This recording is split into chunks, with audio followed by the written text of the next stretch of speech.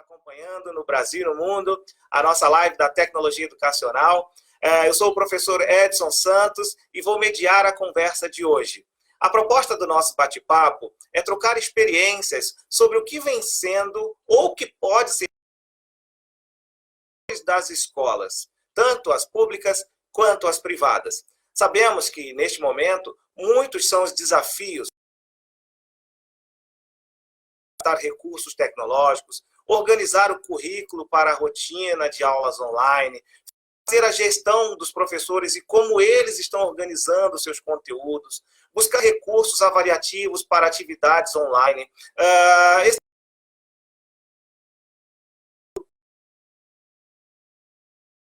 Enfim, uma infinidade de situações a serem resolvidas em um curto espaço de tempo. O prazo foi muito curto, de repente paramos as escolas e tivemos que entrar num modelo de trabalho, homeschooling, home office, enfim, todo mundo trabalhando de casa e não podemos perder a qualidade do ensino e da aprendizagem. Por isso, convidamos para a conversa de hoje a diretora do Colégio Integrado de Campo Mourão, no Paraná, professora Ana Paula Previati, a Ana que é mestre em Linguística Aplicada ao ensino de língua materna e também professora de língua portuguesa, além de diretora escolar. Participando conosco da live de hoje também o professor Anderson Gama, ele que é diretor pedagógico do Instituto Educacional Crescer de Campinas, em São Paulo, pela Unicamp, também professor de matemática e robótica e pesquisador da Pirelli e da Unicamp. Professora Ana, professor Anderson, muito obrigado pela participação de vocês. Sejam bem-vindos à nossa live. E lembrando também a você que nos acompanha, que você pode participar e interagir com a gente dessa roda de conversa pelo nosso chat. Envie suas perguntas e nós estaremos lançando elas aqui no ar para juntos formarmos uma grande cadeia educadora, ok? Vamos lá. Ana, eu queria começar já dirigindo a primeira questão a ti, diretora. Vamos direto ao ponto. Mesmo com a suspensão das aulas, a escola não pôde, e pelo que eu percebo, não.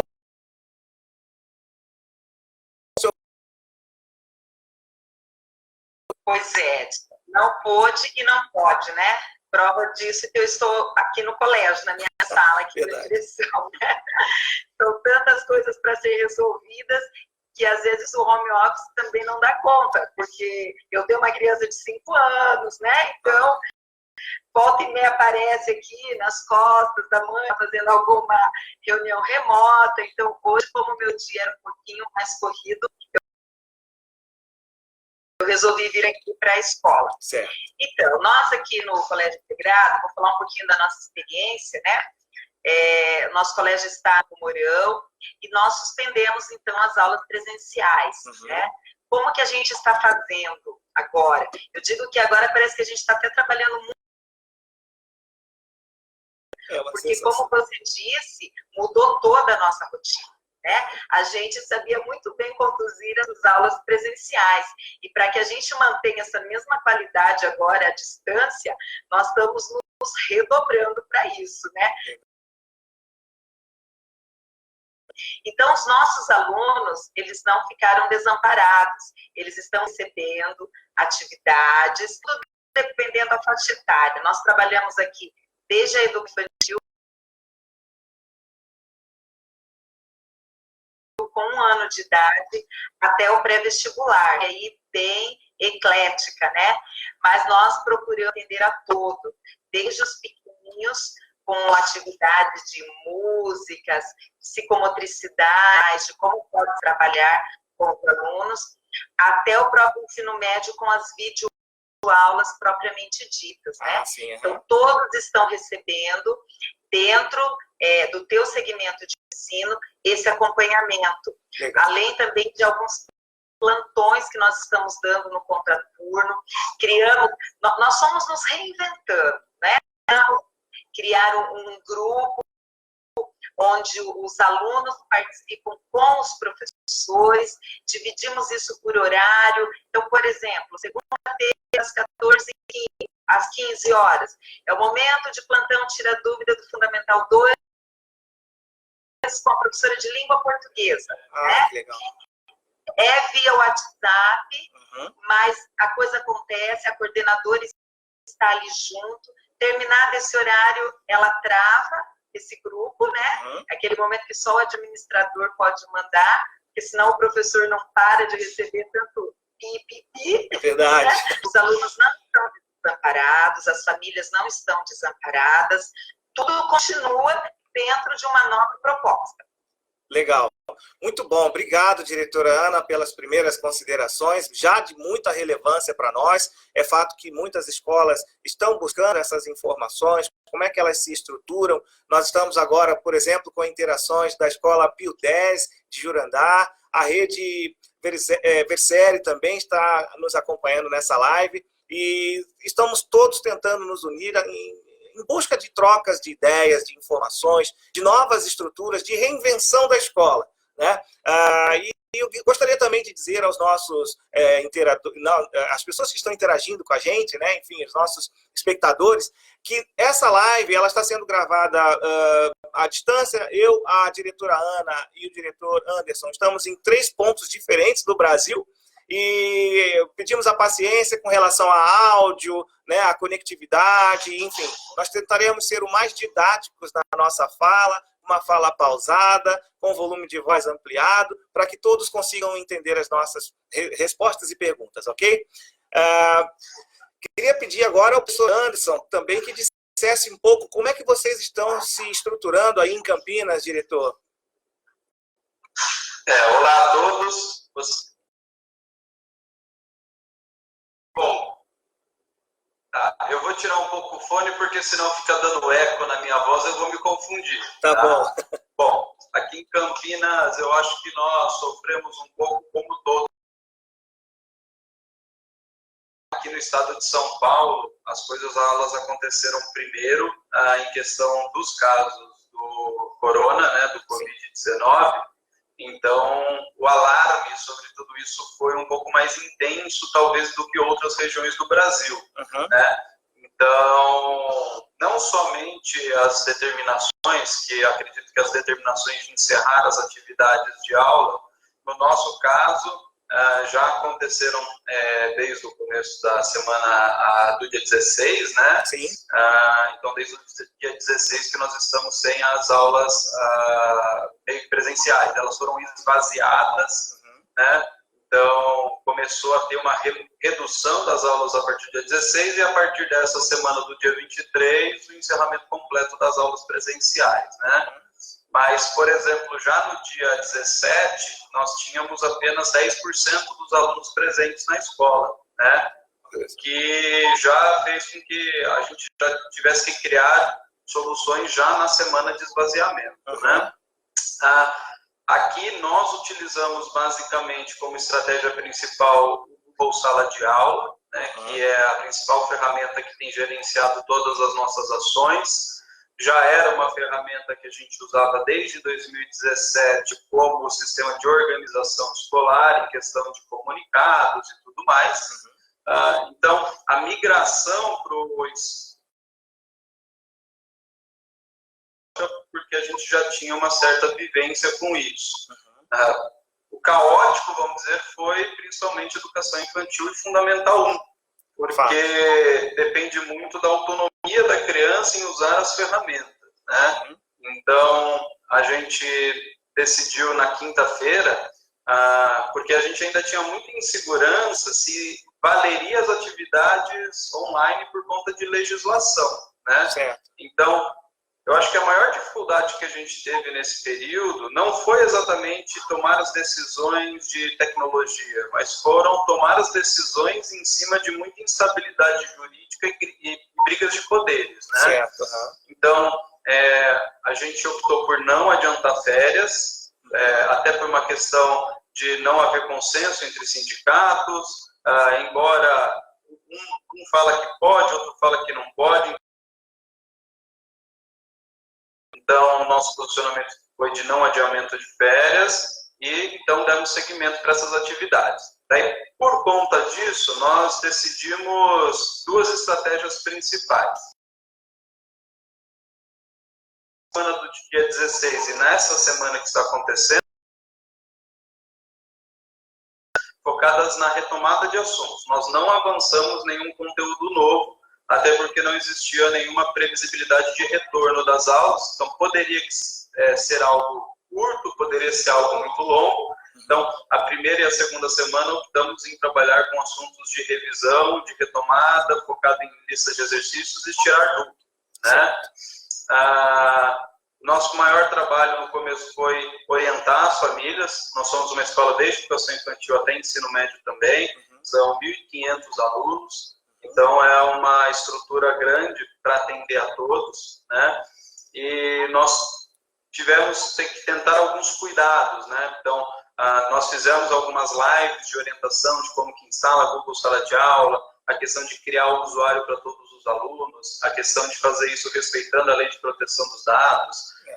Então, todas essas partes de burocracia e de legislação a gente também tentou fazer, não só resolvendo a questão pedagógica, mas resolvendo também a questão de segurança de dados e tudo mais, né?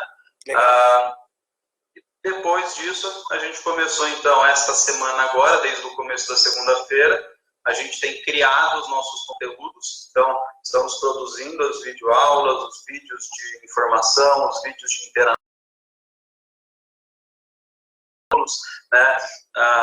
A tradicional, por exemplo, roda, que os alunos cantam com os alunos de toda manhã, né? As professoras estão gravando os vídeos para cantar com os alunos em casa, então, tudo isso são as estratégias de como adaptar uma aula online para os pequenos. Esse tem sido, acho que, o maior desafio. O ensino médio fundamental 2 tem uma facilidade maior, mas a educação infantil fundamental 1, esse é o grande desafio, né?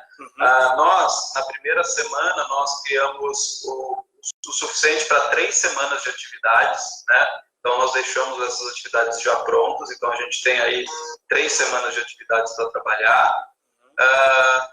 E a gente tomou o cuidado de mandar para os pais orientado por dia, mas não decidindo o dia, porque muitos pais nesse momento também estão sem acesso à internet, muitas famílias estão trabalhando no home office, então o aluno não tem a disponibilidade do computador a qualquer momento. Então, tudo que a gente tem feito, ainda não estamos trabalhando no modelo de horário fixo, né? Nesse horário vai ter essa aula. A gente ainda não está seguindo nesse modelo para garantir que os demais alunos todos possam participar, né? Essa semana a gente já começou o levantamento de todas as famílias, como está o acesso, quantos computadores tem em casa, para todas as ações, né? Mas é um desafio muito grande. Realmente foi reinventar a escola em 4 dias, atendendo a necessidade da Secretaria de Educação, do Ministério do Trabalho, dos pais, dos alunos e da nossa vontade de qualidade de ensino, né? Então, a escola ficou no meio de todo mundo e foi se vira nos 30, né? Mas a gente está aqui de pé. Verdade. Obrigado, diretor Anderson, pelas suas considerações, bem importante. Nós já temos bastante interação aqui no nosso chat. O Cidadão do Amanhã está conosco. Obrigado pela interação conosco, pela participação.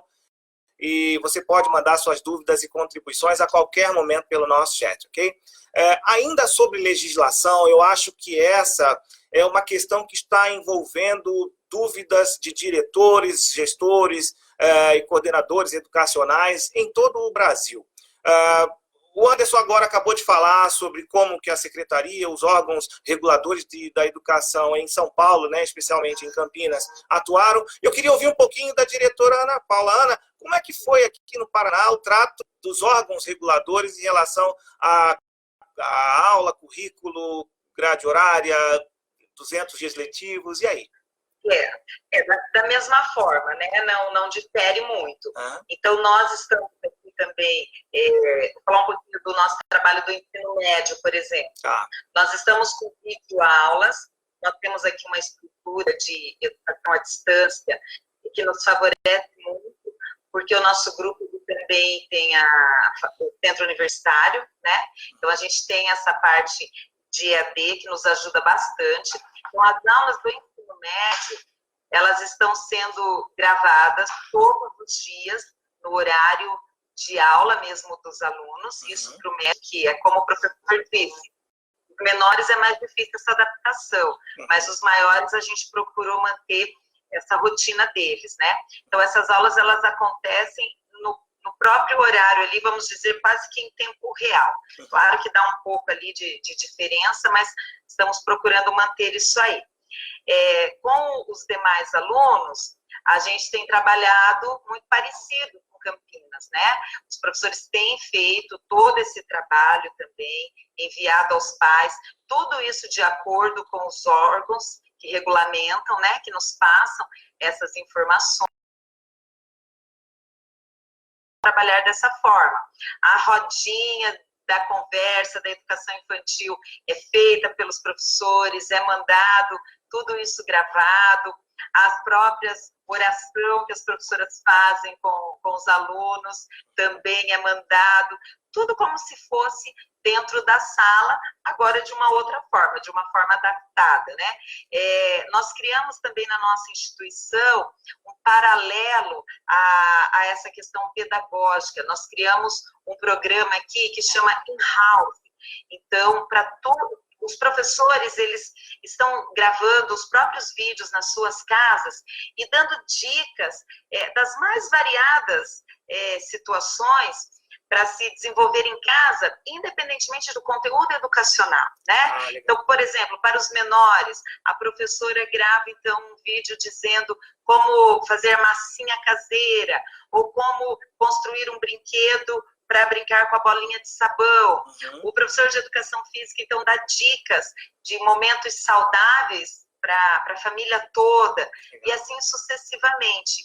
É um programa também muito interessante, que ele vai além dos conteúdos formais, mas que ajuda toda essa família que está na casa, nesse isolamento social. Legal. Eu queria ainda bater um pouquinho mais nesse martelo, é uma interação que nós estamos recebendo aqui, do Luiz Tunes, e ele pergunta o seguinte: existe alguma lei que esteja amparando essa modalidade de ensino à distância e que possa contar como dias letivos na nossa grade anual de aulas? Vamos. Tá. No caso, seria interessante saber de que estado veio essa pergunta, tá? Porque existem questões de cada estado. Mas, já adiantando um pouco a resposta, saiu uma resolução do MEC, uma portaria, validando por 30 dias todas as ações online, à distância, para ensino fundamental, e o médio já tinha na legislação 20% da cota horária, né? Então, isso existe. Então, existe esse respaldo legal para que nós possamos validar isso como carga horária. Legal. Um segundo ponto que existe, aqui no estado de São Paulo, saiu uma resolução do Conselho Estadual de Educação sobre uma interpretação da lei da LDB. Não? Então, existe na própria LDB uma parte, eu devo tê-la aqui em algum lugar, posso até já consultar para ele, dizer a resolução exata, mas no qual diz que a resolução diz que as 800 horas anuais que o ensino fundamental deve ter, não apenas condiz com a tradicional aula na escola, mas qualquer atividade fora a escola, seja trabalho, seja uma visita no museu, seja uma Olimpíada de Matemática, desde que obrigatória a todos os alunos com controle de presença, isso valida as horas. Então, as atividades à distância são apenas uma modalidade de entrega do conteúdo. Mas, por exemplo, se o estado do professor aí não validou as aulas à distância, ele pode dar trabalhos de pesquisa em casa, isso sendo obrigatório para os alunos, com controle de execução e com o período de execução bem definida, né? Então, isso pode sim ser validado como dentro da parte legal das 800 horas do ensino fundamental, que é o nosso maior desafio. É claro que aqui a gente precisa ficar atento que também a gente certamente vai precisar fazer reposição quando voltar à normalidade.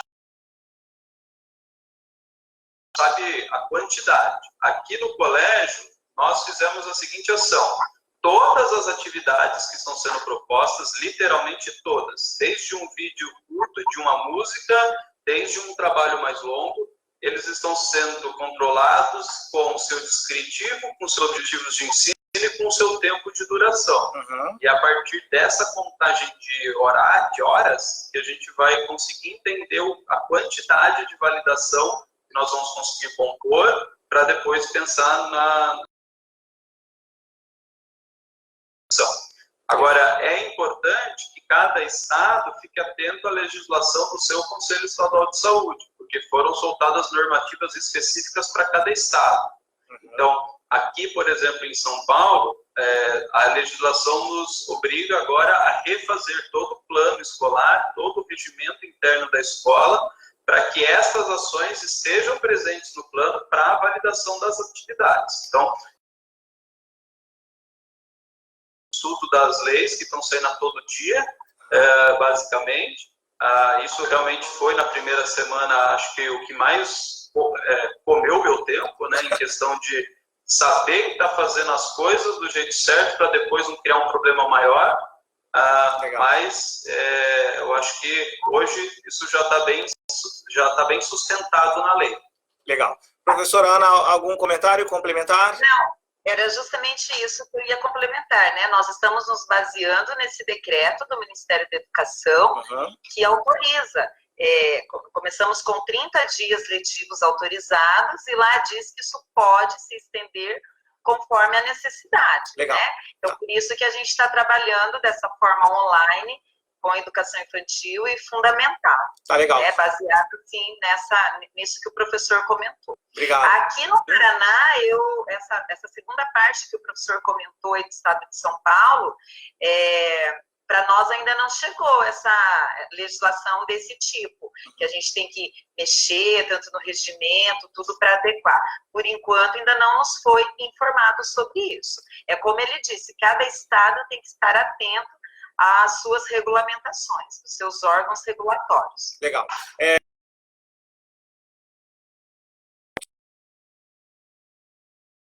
Está aqui em cima da minha mesa a legislação, eu vou pegar ela ali até para dar o número do que saiu, para dar um pouco mais de base aqui para a conversa. Legal. Só um minutinho, vou pegar ali. Fique à vontade. E eu, então, aproveito a saída do diretor para dizer que muita interação está subindo aqui no nosso chat. Nós temos a participação da Lucilene Cabreira, do Colégio Convívio, lá em Bebedouro, São Paulo. E aqui a Silvia Leal, ela está dizendo, ela está no Rio Grande do Sul e ela diz o seguinte, olha, aqui no Rio Grande do Sul, o Conselho Estadual emitiu o parecer número 01 de 2020, que demandou sobre a suspensão das atividades escolares presenciais, orientando e amparando sobre as atividades à distância. Então, de fato, os órgãos estão chegando a um consenso de validação à distância de atividades das nossas crianças. Né?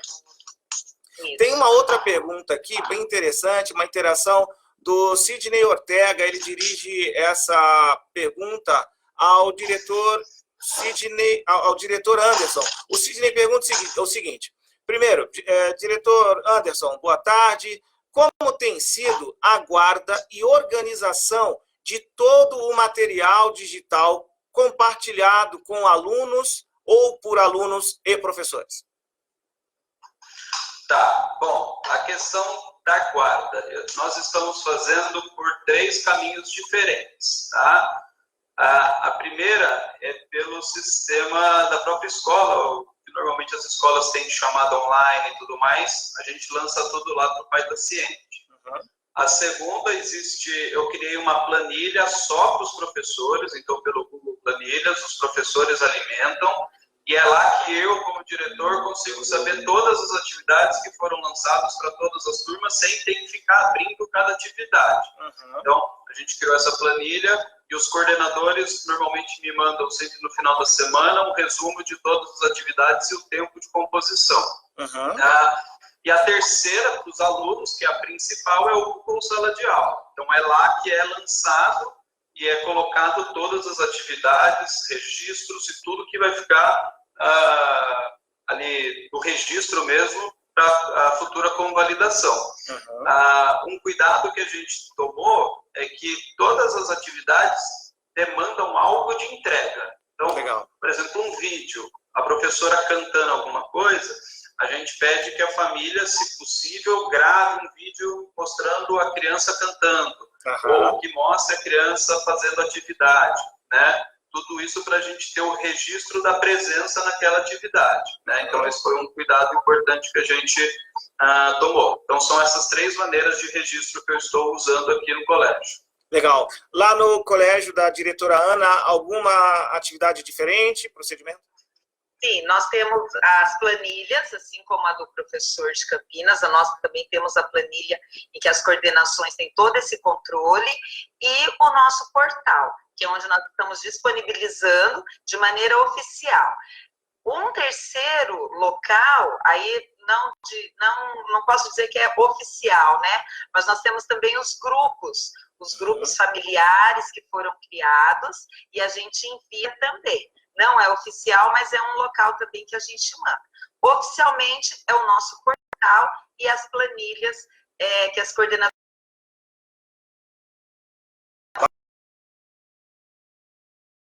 Nosso chat, no nosso bate-papo, Colégio 7 de Setembro, lá de Paulo Afonso, na Bahia, está interagindo conosco, assim como a Rose, do Colégio Dom Aguirre, ali em Sorocaba, São Paulo, todos são muito bem-vindos, os comentários de vocês são sempre muito positivos, né? A Lucilene diz o seguinte: o desafio é preparar os professores para as videoaulas, como os pais também, né, para essa rotina de estudo online. Muitos professores têm alguma dificuldade, né, de lidar com tecnologia. Como ser didático com eles? Então, eu posso falar um pouquinho da nossa experiência aqui, tá, né? Trabalham online como se estivesse dentro mesmo da sala de aula, dominam muito bem isso, né? E para outros é um pouco mais difícil. Porém, como a gente optou por esse tipo de trabalho, a orientação dos primeiros momentos para esses professores que têm um pouquinho mais de dificuldade com a câmera, a gente sempre orientava, então, para ir passando um slide, que aparecesse a voz e não tanto a imagem do professor, porque esse era o problema de alguns. Eu travo, eu não consigo, não é a mesma coisa, né? Então, nós vamos criando situações, né, para esse início, para que a pessoa fosse se soltando, dando todo o apoio necessário. Nós temos também aqui um grupo dentro do nosso grupo educacional, como eu disse, ele tem o centro universitário, e dentro disso a gente tem um grupo que trabalha muito bem toda essa parte de tecnologia, sala de aula invertida. Então, esse grupo também foi essencial, mesmo em trabalho remoto, para ajudar esses professores que têm um pouco mais de dificuldade. Mas isso acontece, sim, e a gente está tentando driblar tudo isso. Um outro problema que o professor Anderson citou, nós temos muito.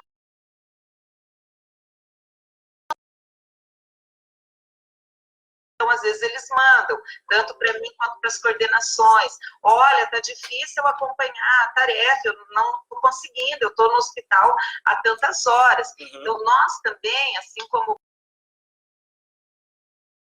dia, nós passamos essa tarefa, principalmente para os menores que não têm essa autonomia, eles precisam desse acompanhamento na sua maior parte. Então, as atividades, elas são enviadas, mas não necessariamente a gente vai cobrando o dia, porque nós temos que pensar em tudo isso também. É o home office da família, às vezes é um computador, às vezes não tem a impressora, o professor mandou alguma atividade que precisaria da impressora. Tudo isso, a escola, que nós, os bastidores, a gente tem que trabalhar para tentar resolver da melhor forma possível. Legal, eu ia tratar justamente sobre esse assunto, né? Com relação às doses, né, de atividades que nós estamos mandando. É claro, a quem está no papel de gestão, o volume é realmente gigantesco, ao ponto da diretora e do diretor estarem dentro da escola e da casa. Claro, todos protegidos, cuidando da saúde. Mas dentro de casa também, a gestão do volume de atividades que vai para a criança, para o adolescente, né, para o jovem que está lá do ensino médio, também eu acho que há que se olhar para isso, né, para que essas doses não sejam tão excessivas e acabe desmotivando os alunos para continuarem aprendendo. Seria um olhar, né?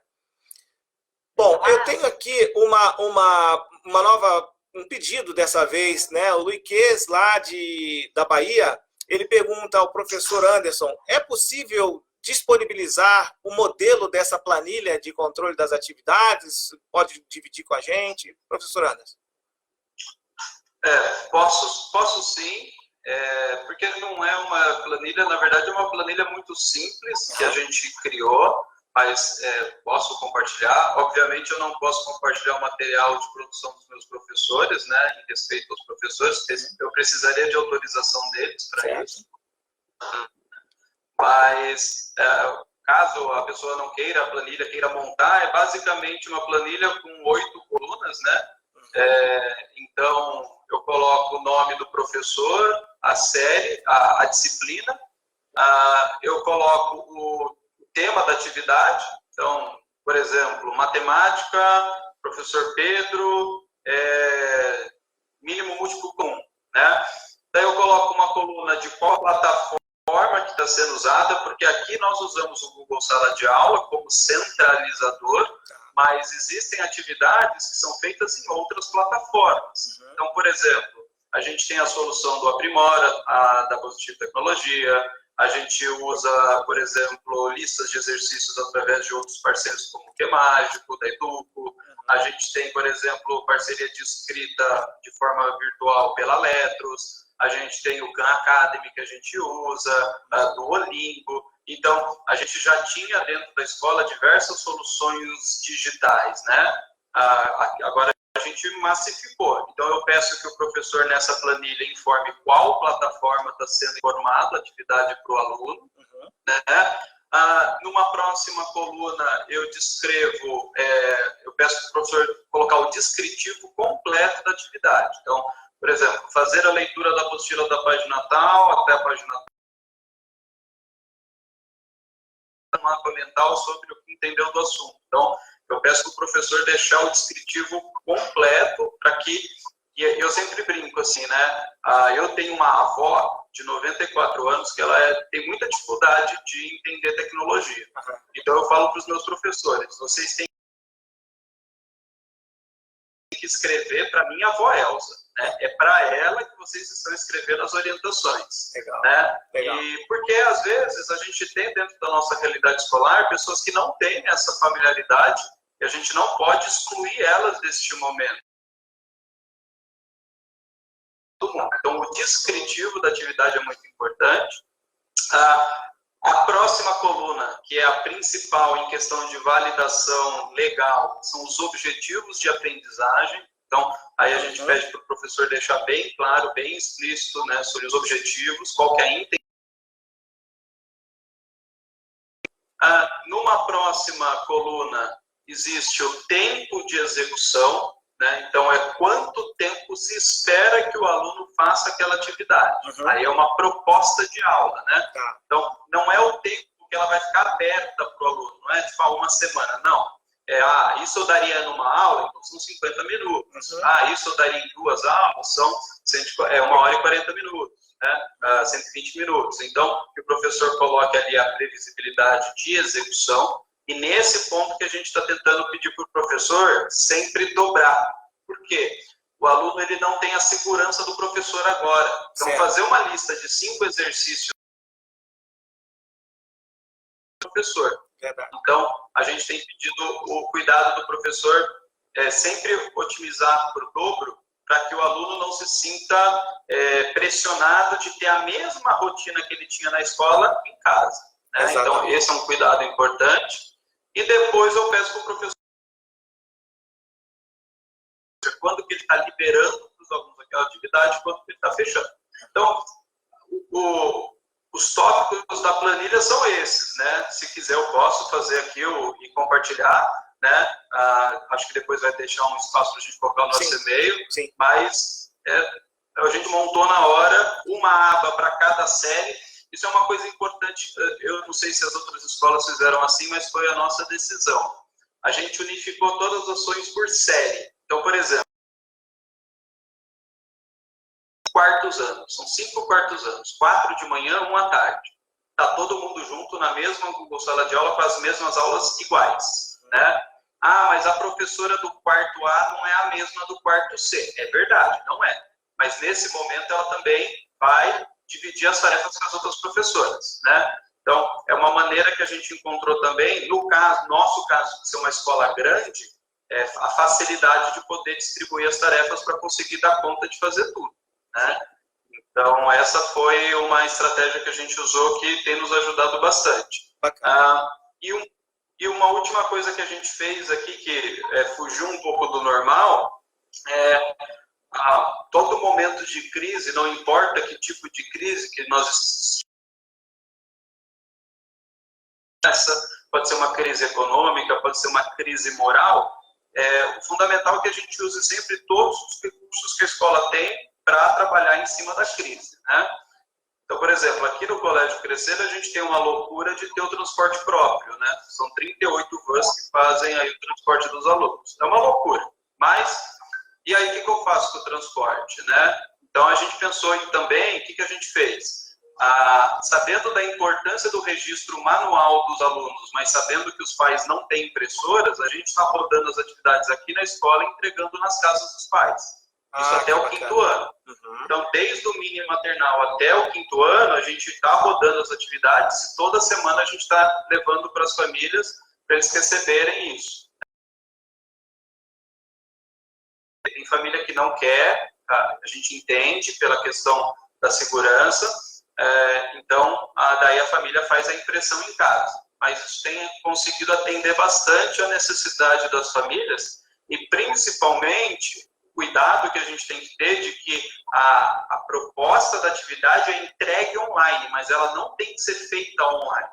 Uhum. Principalmente para as séries iniciais, a necessidade do registro, principalmente no primeiro ano, durante a formalização da alfabetização, você não pode simplesmente pedir para escrever num Google Docs a resposta. Não dá, é um crime pedagógico, né? Uhum. Então, a gente precisa tomar cuidado de usar o online como uma ferramenta de entrega, mas não exclusivamente de execução. Né? Isso, exatamente. E aí que veio toda essa ideia de fazer, rodar as atividades. Então, a gente brinca que virou um iFood de atividades escolares. Né? Isso. Delivery, atividades delivery. Legal. Bacana. Diretora Ana, algum comentário?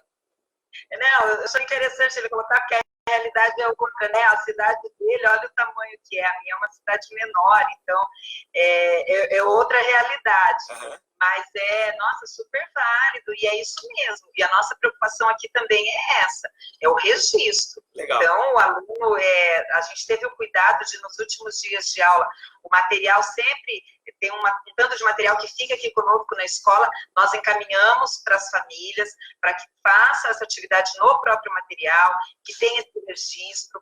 Nós também temos algumas plataformas,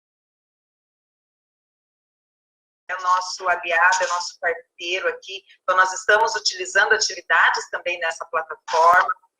O nosso programa bilíngue, que é da International School, também está nos disponibilizando atividades para que o aluno mantenha esse contato com a língua, né? Então, tudo está sendo feito assim, como eu disse, é uma adaptação, mas Legal. Que seja da melhor forma possível essa adaptação. Bacana. É um momento diferente, mas que esse momento diferente leva impresso a qualidade da nossa instituição. Bacana. A qualidade daquilo que entregamos no presencial, ou, digamos, numa situação normal, que ela aconteça agora nessa situação atípica que estamos vivendo. Legal, obrigado. Olha, nós temos aqui vários comentários, várias contribuições, queria destacar aqui algumas, talvez eu seja até injusto de não conseguir mencionar todas as interações em função do nosso tempo, que daqui a pouquinho estaremos encaminhando para o final. Mas o Pelmiro Pinheiro diz o seguinte, né, de contato lá pelo WhatsApp, e os professores enviam para esse grupo tudo que eles enviaram para os alunos, por dia. E aí, quem faz o relatório e a organização dessas atividades são as coordenações, né, por nível. Também a Lucilene Cabreira diz que a escola dela enviou os livros para os alunos e aí eles disponibilizam videoaulas semanais para orientar as atividades que estão no livro. A Vanessa Souza diz, nós estamos percebendo na Sementes do Amanhã, que é a escola dela, a Sementes do Amanhã, é que todos estamos crescendo juntos. Os professores compartilham dicas e experiências com seus colegas, criaram canais no YouTube, aprenderam a editar vídeos, enfim, todos nós estamos nos reinventando. Tem uma pergunta interessante aqui da Ingrid, que ela quer saber, e aí eu dirijo essa pergunta agora para a diretora Ana, como vocês acham que será desse pico de pandemia passado? Quais as melhores medidas para tornar esse processo de readaptação o mais harmônico possível? Pois é, eu acho que essa é a grande interrogação de todos nós gestores, né? Eu vejo até por todas essas considerações que você fez aí dos participantes, como que a gente consegue se reinventar no momento que precisa. Quanta coisa boa que está surgindo aí nas escolas desse Brasil todo, né? Nós estamos falando do Brasil, mas do mundo, né? Todos estamos passando por essa situação. Quanta coisa bacana que pode ser compartilhada. Você lia e eu fazia aqui um positivo. Eu vi. E eu vejo assim, aqui dentro da minha escola, quantos professores que se superaram para poder dar conta agora de uma aula com qualidade para os nossos alunos. O que vai acontecer nesse retorno, eu, sinceramente, tenho que aguardar para ver, né? Ainda estamos vivenciando esse momento de como conduzir da melhor forma possível esse presente. Mas vendo que esse presente está sendo tão bem conduzido pelas escolas do nosso país, eu tenho certeza que esse retorno será da mesma forma. Teremos novos alunos e novos professores. Esse novo que eu digo não é aluno que está chegando, mas é a reinvenção que nós conseguimos criar dentro da escola. A reinvenção do professor, do aluno, da família, da equipe gestora. E isso fará a diferença. Antigamente, quando era proposta alguma atividade diferenciada, que alguns torciam o nariz, eu tenho certeza que nesse retorno nós não encontraremos mais isso, porque todos nós tivemos que nos adaptar a esse momento que nós estamos vivendo. Então, eu dizer ao certo como será esse retorno, eu não sei, mas que ele será muito melhor no sentido de construção de ser humano, eu tenho certeza que sim, ser humano e profissional. Que maravilha, grande mensagem. Obrigado, diretora Ana. Diretor Anderson, me conte, então, o Sidney Ortega lança mais essa pergunta. Na sua opinião, o que nós vamos levar de aprendizado, né, contribuindo com a resposta da diretora Ana, para quando tudo se normalizar? Quais são as práticas de hoje que nós devemos elencar como alavancadoras para uma educação que nós tanto queremos nesse país? Tá. Eu acho que nesse ponto tem três coisas que eu quero destacar que eu acho que são muito importantes. A primeira é que a gente precisa ficar atento que o mundo digital não é suficiente para tudo. Ele está nos ajudando demais, mas olha como as pessoas estão sentindo falta do corpo a corpo, né? Então eu acho que esse momento ele é um alento para o professor de mostrar esse modelo, às vezes, de sucateamento de educação e querer que tudo seja online jamais vai acontecer. Eu acho que tem sido muito bacana essa formação intensiva forçada dos professores, né? Principalmente professores que já tinham uma certa dificuldade de resistência, estão se reinventando pela necessidade, e isso vai facilitar muito a vida da escola futuramente. Desde coisas muito simples, como padronização de atividades, questão de edição, editoração, aquela coisa que, às vezes, o coordenador fica correndo atrás do professor quase que a semana inteira. Agora eles estão conseguindo aprender a lidar melhor com isso, então isso vai realmente ter um ganho de qualidade na questão dessa parte mais de atividades, né? Mas eu acho que a importância da escola na vida do aluno, ela realmente tem ganhado um destaque, né? Os alunos têm mostrado, nossa, estou sentindo muita falta de vocês, nossa, como que a coisa tá muito diferente, né? Então isso acho que vai ser um ganho muito positivo. A questão do domínio da tecnologia, né? A gente só aprende o que a gente tem necessidade. Então até então os professores não aprenderam porque não era uma necessidade deles. Então, a partir do momento que se tornou uma necessidade, agora a coisa está acontecendo, né? Uma preocupação muito forte que nós estamos tendo aqui no colégio é em relação à questão da saúde emocional dos alunos, né? Esse tempo de isolamento tem sido um pouco delicado, então nós estamos trabalhando muito forte nisso também. Então, a gente tem um departamento de psicologia escolar, ela está fazendo atendimento online para as famílias com os alunos, a gente tem feito vídeos, tem feito maneiras de gerenciar isso, né?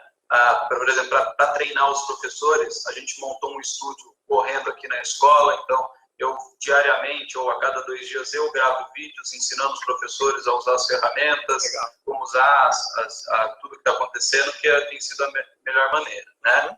Mas eu acho que o principal aprendizado de tudo que está acontecendo é para a sociedade entender como que a escola é fundamental na base nossa de sociedade, né? Por exemplo, algumas coisas têm acontecido, claro que quanto maior o volume, maior a chance da gente também encontrar pontos fora da curva, seja a favor e seja contra, né? Então, uma das coisas que às vezes a gente fica triste, mas faz parte de acontecer, dificuldade com algumas famílias de fazer as atividades dos filhos, umas a gente entende que realmente estão com dificuldade em questão da readaptação do trabalho, mas outras famílias entendem que não é obrigação minha, eu pago a escola para isso, vocês que se virem, né? Então, às vezes a gente ouve de tudo, né? E na crise que a gente consegue mostrar a nossa real identidade. Então, eu acho que um desafio muito grande para os professores, e principalmente para a equipe de gestão, se a gente também não tiver aonde a gente quer chegar, se a gente ficar mudando a todo momento por cada demanda de pai, a gente não chega em lugar nenhum. Verdade. Aqui a gente já criou um plano, né, de ação de retorno de aulas, independente de quando ela aconteça, né? Então, basicamente, o plano nosso de retorno de aulas será fazer uma atividade não avaliativa, valendo nota, mas um diagnóstico de todos os conteúdos que foram entregues via online, mas como se fosse uma atividade diagnóstica aqui dentro da escola para saber se o aprendizado online foi eficiente ou não, né? E todos os conteúdos que apresentarem um rendimento abaixo de 30% da turma, nós iremos retomar em sala de aula e reavaliar o calendário. Legal. Né? Nós também já estamos definindo que nós teremos intensificado no retorno às aulas os plantões de dúvidas, aulas de reforço, justamente para as famílias que não conseguiram fazer as atividades com os alunos, né? Então, todos os alunos que não fizeram registro ou fizeram de uma maneira não satisfatória, a gente vai pedir para refazer essas atividades aqui na escola para convalidar a questão da obrigatoriedade e a presença de todos os alunos, né? E a terceira ação já é a reformulação do nosso calendário escolar. Então, por exemplo, um ponto que já está quase decidido aqui é que todas as emendas de feriados não vão existir mais, né? Porque a gente precisa agora pegar todas as brechas que nós tínhamos no nosso calendário e colocar.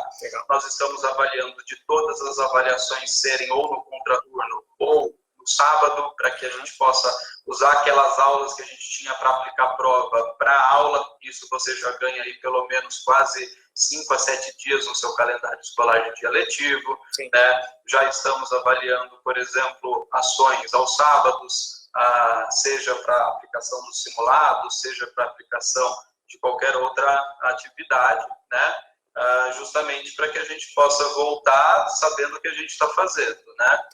Então, aqui internamente a gente já tem isso meio que fechado. Claro que se durar 3 meses, a gente tem que adaptar. Muda o plano. Mas a nossa questão aqui, por exemplo, se durar 3 meses, né, a gente vai provavelmente trabalhar com antecipação de férias. Então, daí depende muito do cenário como ele for construído, né? Nós queremos, pelo menos, se for uma coisa como estão se desenhando alguns estudos, de aí 6 semanas, né? Eu acho que a gente consegue lidar com essas 6 semanas dessa forma. Se for uma coisa muito, muito longa, daí vamos ter que reformular. Legal. Obrigado, Anderson. Nós já estamos aí aos 50 minutos da nossa live, são centenas E, conforme combinado com a diretora Ana Paula, ela tem uma outra reunião via web agendada agora para as 15h15. Na verdade, ela já está provavelmente atrasada, né?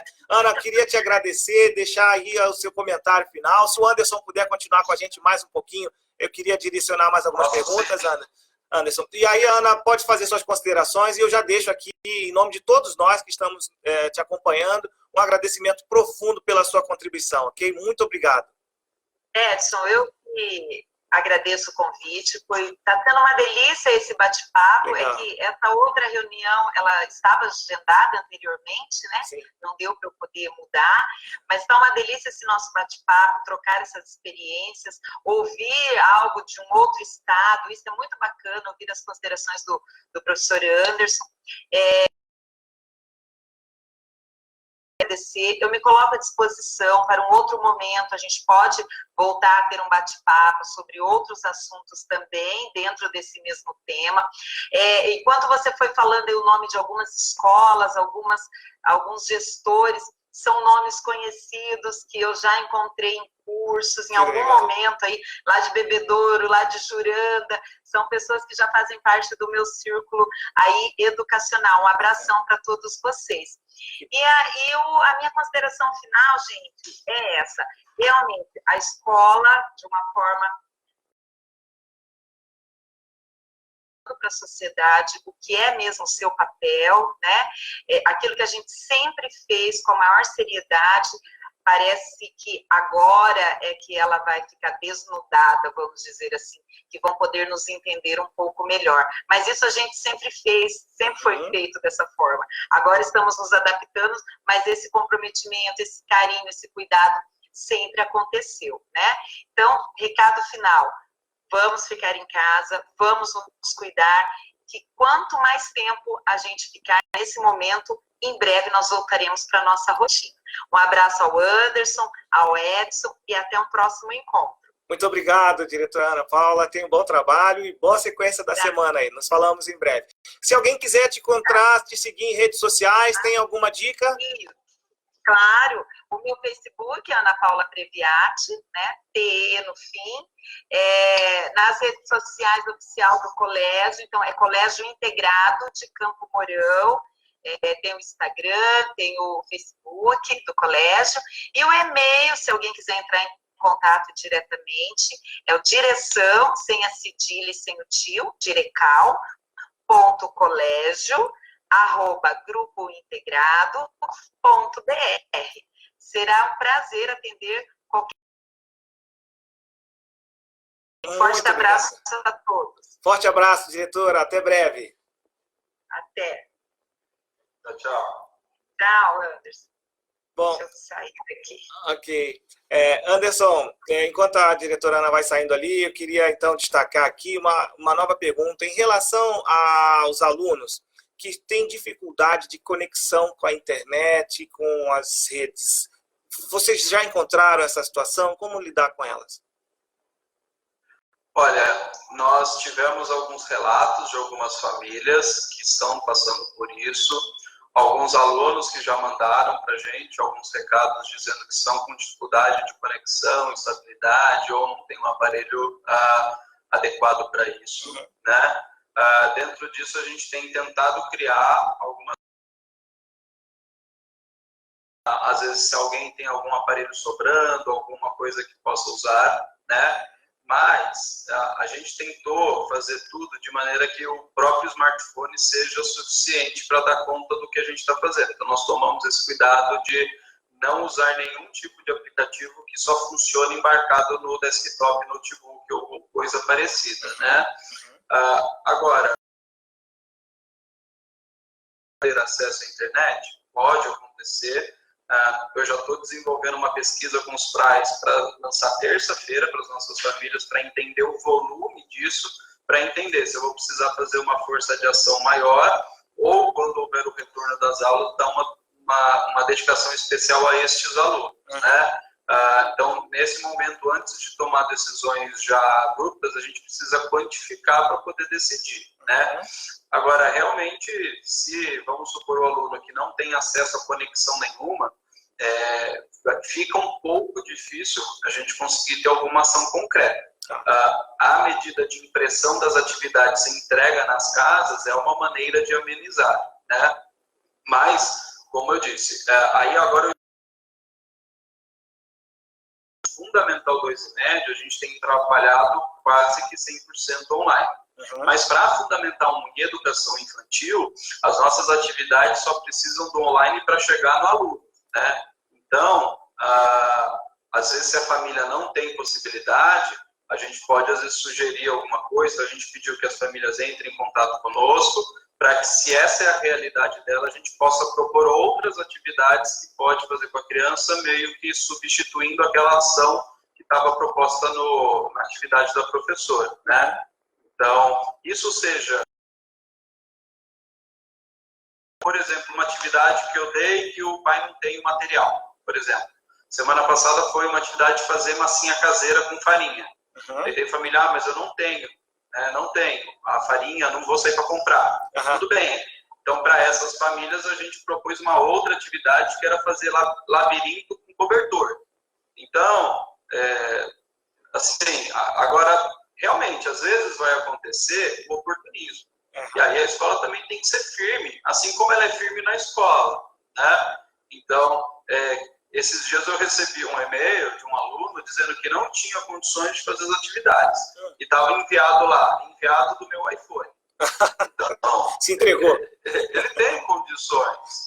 A questão é que ele está querendo usar isso como desculpa. Né? E nesse ponto, a escola também precisa ser firme e mostrar para a família que não é a situação que nós queríamos. A gente não está terceirizando para a família o ensino, de maneira nenhuma. Mas a família precisa entender que nós estamos vivendo numa crise. E não dá para você sair ileso de uma crise. Não existe sair ileso. Não existe continuar minha vida normal. Isso para ninguém. Né? Então, a gente sempre usou esse discurso que a gente acredita muito nele, que a educação se faz num tripé, que é aluno, escola e família. E neste momento, a gente precisa fortalecer principalmente o papel da família, né? Porque se não existir uma ajuda da família em questão de ir lá pegar a atividade do computador e levar para o filho, realmente, dificilmente o aluno vai fazer isso, porque na escola nós éramos esse papel de forçar, entre aspas, a atividade. Então a família precisa nos ajudar. Mas, em geral, nós temos tido uma recepção muito positiva dos nossos pais, né?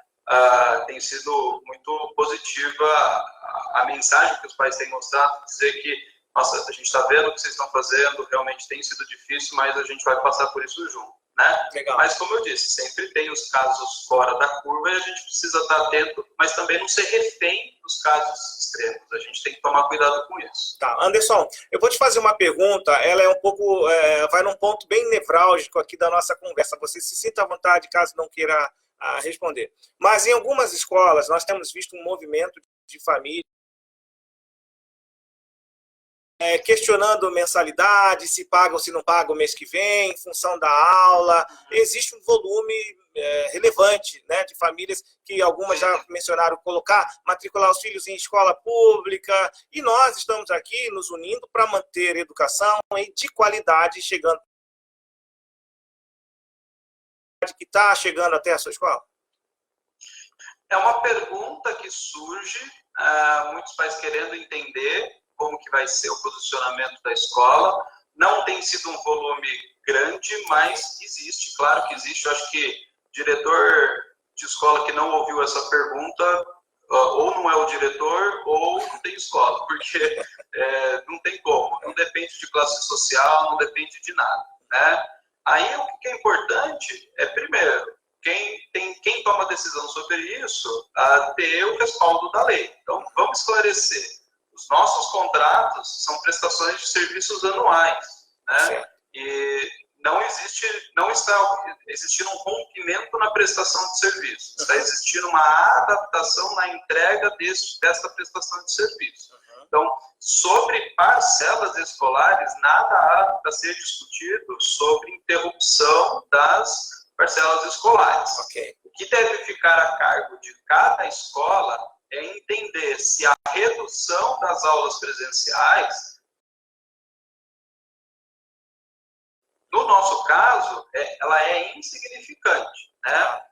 No nosso caso particular, porque, na verdade, até aumentou alguns custos em questão de nova estrutura e tudo mais. Então, estamos pagando menos água? Ainda não deu para sentir o impacto, porque ainda não chegou a conta. Mas, claro, água, luz, ela vai ter uma redução, né? A gente está estudando como que talvez a gente pode transferir essa redução para os pais, mas ela vai ser muito insignificante, né? Porque um prestador de serviço, em qualquer tipo de prestador de serviço, seja educacional, seja qualquer um outro, normalmente de 70% a 80%.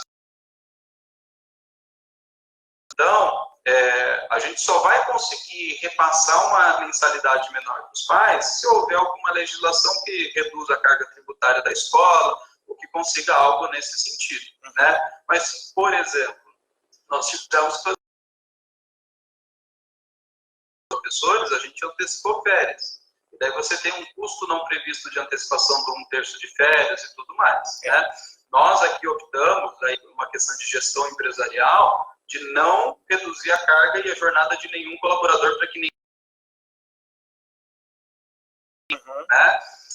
Mas também entendemos que alguns pais nossos tiveram o seu salário reduzido por conta dessas deliberações que saíram do governo federal. Então, para esses pais, a gente quer entender a situação e dizer que a gente também não vai abandoná-los. Né? Então, se esse pai vai precisar de uma ajuda, se eu, por exemplo, ele não, sei lá, não pagar essa mensalidade, a gente distribui o valor dessa ao longo de 12.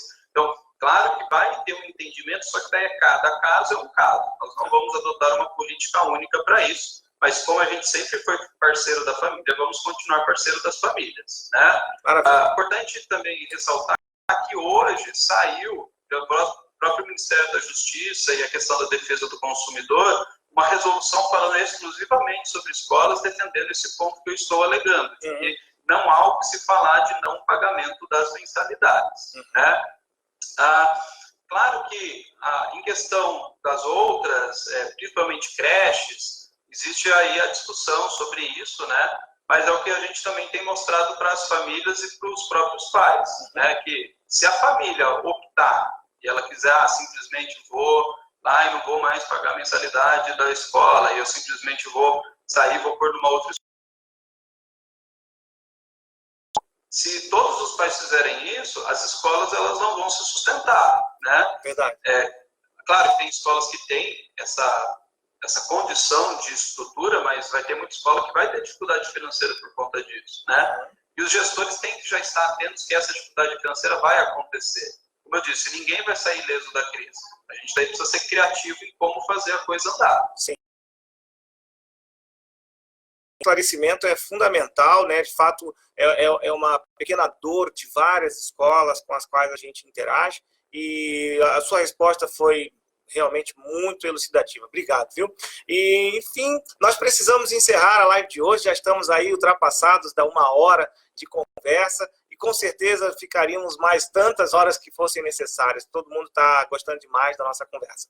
Mas, se vocês que estão nos acompanhando, interagindo conosco, têm alguma dúvida, querem contribuir de alguma forma, vocês podem continuar interagindo conosco, mesmo quando a live terminar, enviando suas sugestões nas nossas redes sociais da Tecnologia Educacional, na nossa página, para que a gente possa direcionar seus conteúdos, dúvidas, críticas, enfim, contribuições aos diretores que participaram dessa live, tanto se pronunciando quanto acompanhando online, tá? Fiquem à vontade para isso. Eu gostaria também de destacar que nessa semana nós lançamos um movimento chamado #CriançaSabe, né? E eu preciso aproveitar esse momento para divulgar e reforçar essa campanha. Foi lançado na terça-feira passada, né? E nós começamos a olhar atentamente para como as crianças têm se comportado nesse período de quarentena dentro de casa. E reparamos o quanto elas podem nos ensinar sobre protagonismo, sobre mudança de atitude, sobre criatividade, sobre inventividade. Por isso, nós convidamos a vocês todos para que façam parte dessa corrente positiva e que, claro, com autorização também das crianças, divulguem na nossa #CriançaSabe boas práticas. É claro que a gente precisa validar isso com as famílias e tudo mais, mas é um ambiente de grandes e boas práticas educacionais, ok? Ao professor Anderson, nosso reforço de agradecimento. Na próxima semana, nós já temos encontro marcado para o dia 31 de março, terça-feira, quando nós vamos falar sobre o Professor 4.0. É a hora da adaptabilidade para as novas tecnologias na profissão de ar. Então, esse é um tema que nós vamos trazer aí, método. E Anderson, você está convidado a participar com a gente desse passo aí também, tá? Até porque você disse que criou um estúdio aí na escola e você que é o âncora aí das aulas, né? Tá bem? A porta está aberta para você. Finalzinho de semana para vocês, Anderson, e até breve. A vocês que interagiram com a gente, até a semana que vem. Tchau, tchau.